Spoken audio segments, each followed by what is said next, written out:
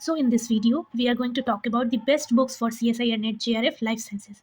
So I'm going to recommend the topic-wise books for you guys. So आप मेरे channel को subscribe कीजिए और ऐसे अच्छे वीडियोस के लिए बने रहिए।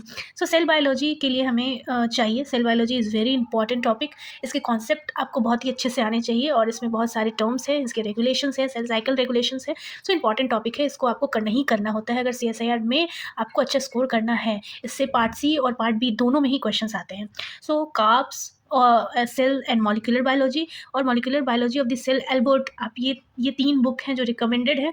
बट आप इनमें से कोशिश कीजिए कार्ब्स ज़्यादा पढ़ सकते हैं तो पढ़िए, क्योंकि वो मेरे ख्याल से मुझे ज़्यादा अच्छी लगती है ना। वो बायोकेमिस्ट्री के लिए लिंजर, वेरी वेरी इंटरेस्टिंग बुक, बहुत ही अच्छी बुक है। इसमें बहुत ही अच्छे से सारे कॉन्सेप्ट्स दिए हुए हैं और ये बहुत ही फेमस बुक है बायोकेमिस्ट्री के लिए। अगर आप चाहते हैं कि आप पूरे बायोकेमिस्ट्री पे कमांड कर लें, सो आप लेनिंजर पढ़िए, ये बहुत अच्छी बुक है। और भी है बायोकेमिस्ट्री के लिए 2 बुक, आप स्टेरर और वॉइट भी पढ़ सकते हैं, बट मेरे ख्याल से आपको लेनिंजर पढ़ना चाहिए। Now genetics and molecular biology के लिए आप जीन XI11 पढ़ सकते हैं या वाटसन पढ़ सकते हैं। वाटसन बहुत ही अच्छी बुक है मेरे ख्याल से। सो मॉलिक्यूलर बायोलॉजी के लिए कोशिश कीजिए आप वाटसन पढ़ लीजिए ना। डेवलपमेंटल बायोलॉजी के लिए आप स्कॉट एफ गिलबर्ट पढ़ सकते हैं, अच्छी बुक है जिसमें बेसिक आपको हर कुछ दिया है। इसके लैंग्वेज भी इजीली आप समझ पाएंगे, ठीक है। सो हमें बुक वैसी ढूंढनी है जो हमें समझ आए और उसकी लैंग्वेज जो है बहुत ही सिंपल वर्ड में बहुत ही अच्छे से हर चीज़ एक्सप्लेन करिए और हमें समझ आ जाए। सो हमें कोशिश करनी है कि हम वैसे ही बुक पढ़ें, ठीक है, क्योंकि सिलेबस बहुत ज़्यादा है। आई अंडरस्टैंड, सबको याद करना भी बहुत मुश्किल होता है, तो हमें ईजी चीज़, सिंपल चीज़ ज़्यादा अच्छे तरीके से याद रह सकती है। सो आप डेवलपमेंटल बायोलॉजी के लिए प्रिंसिपल्स ऑफ डेवलपमेंट वॉलपोर्ट भी पढ़ सकते हैं और स्कॉट एफ गिलबर्ट भी पढ़ सकते हैं। इकोलॉजी के लिए हमें इकोलॉजी कॉन्सेप्ट्स एंड एप्लीकेशन के लिए हमें मोल्स पढ़ना है और इवोल्यूशन के लिए हमें डगलस जे फ्यूटिमा पढ़ना है। सो बेसिकली मुझे लगता है कि हमें फर्स्ट वाली बुक को करनी चाहिए, क्योंकि ये इसमें भी कॉन्सेप्ट बहुत अच्छे से दिया हुआ है। दोनों बुक ही अच्छे हैं, आपके पास जो भी अवेलेबल है उससे पढ़ सकते हैं या आपको PDF जहाँ से मिल जाए उसके पढ़ सकते हैं।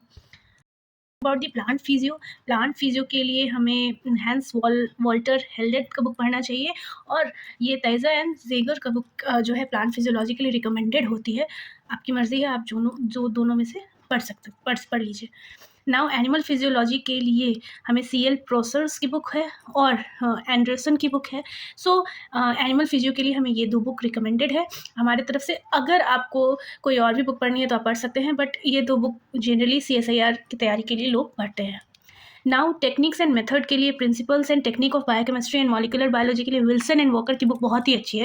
मैंने इसे पढ़ रखा है और ये इसका कॉन्सेप्ट बहुत ही अच्छा है। इसमें सिंपल वर्ड में आपको अच्छे से चीज़ें एक्सप्लेन करके दी हुई है।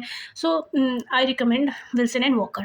नाउ देखिए, CSIR नेट लाइफ साइंसेस का कंटेंट बहुत ज़्यादा है। अगर आप स्पेसिफिक बुक पढ़ने को शुरू करेंगे तो मेरे ख्याल से जो बच्चे मास्टर्स के फर्स्ट सेमेस्टर में हैं वो ये सारी जो मैंने स्पेसिफिक बुक्स बताई हैं आप उनको पढ़ना शुरू कर दीजिए। बट जो अगर टारगेट कर रहे हैं कि मुझे 6 महीने, मुझे 1 साल के अंदर CSIR निकालना है, सो मेरे ख्याल से ये 3 बुक मैं रिकमेंड कर रही हूँ जिनके कंटेंट बहुत अच्छे हैं एंड ये कंपाइल्ड वे में आपको सारे कुछ मिल जाएंगे। अगर आप इनको अच्छे से पढ़ लिए, अच्छे से याद कर लिए, तो आपका नेट CSIR नेट JRF निकलना एकदम अच्छे से पॉसिबिलिटीज़ है। क्योंकि देखिए कंटेंट बहुत ज़्यादा है, हम हर स्पेसिफिक चैप्टर के लिए अलग अलग बुक पढ़ेंगे, सो हमारे पास बहुत टाइम चला जाएगा और हमें टारगेट यही करना है कि हम मास्टर्स के ऑन गोइंग में ही ये क्रैक कर लें या 6 या साल में भर के अंदर ही हमें इसको क्रैक कर लेना है, राइट। सो हमें कोशिश ये करनी चाहिए कि हमें स्मार्ट स्टडी करनी है और हमें जो भी है वो अच्छे से समझ लेना चाहिए, इसका बेसिक कॉन्सेप्ट समझना है ताकि हमारे PhD में ये काम आ पाए, राइट। सो PhD के दौरान तो हमें बहुत सारी बुक्स ऐसी पढ़नी ही पड़ेगी। सो मेरे ख्याल से आप पाथफाइंडर एकेडमिक की बुक ले लीजिए, वो बहुत ही अच्छी है, बहुत ही अच्छे से दी हुई है। नाउ मैं second most famous book IFS CSIR NET life sciences का बुक आप मंगवा लीजिए, कि आपको अमेज़ॉन पे दोनों ही बुक जो है वो ईजिली अवेलेबल है। इनके आप बुक्स मंगा लीजिए और इनके साथ आप स्ट्रैटेजिकली पढ़ाई करना शुरू कर दीजिए। मेरे ख्याल से ये 3 बुक जो मैं आपको बता रही हूँ, पाथफाइंडर, IFS और अरिहंत की बुक, ये तीनों बुक में से कोई भी अगर आप एक बुक को ऑर्डर कर लेते हैं, मेरे ख्याल से पाथफाइंडर और IFS की बुक ज़रूर ऑर्डर कर लीजिए, ताकि आप जो है वो अपनी पढ़ाई सिस्टमैटिक तरीके से कर लेंगे। और अगर आपको लग रहा है कि इसमें कंटेंट हमारा छूट जाएगा, तो आप अगर ऐसा सोच रहे हैं तो गलत सोच रहे हैं।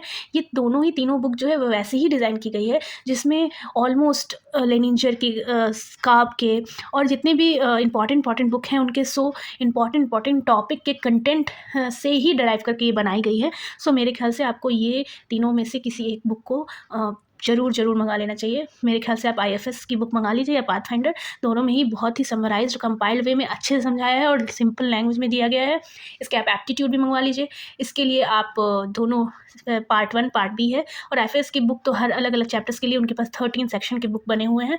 सो आप उनको मंगा सकते हैं और आप अपनी पढ़ाई ऐसे शुरू कर सकते हैं। सो ऐसे ही मोर अपडेटेड वीडियोज़ के लिए और इंटरेस्टिंग वीडियोज़ के लिए आप मेरे चैनल को सब्सक्राइब कर दीजिए, और अगर आपके पास और भी कोई क्वेरी हो तो आप मेरे चैनल पे कमेंट कर सकते हैं, और मैं आपके कोशिश करूँ कि मैं आपकी मदद कर पाऊँ। Thank you everyone.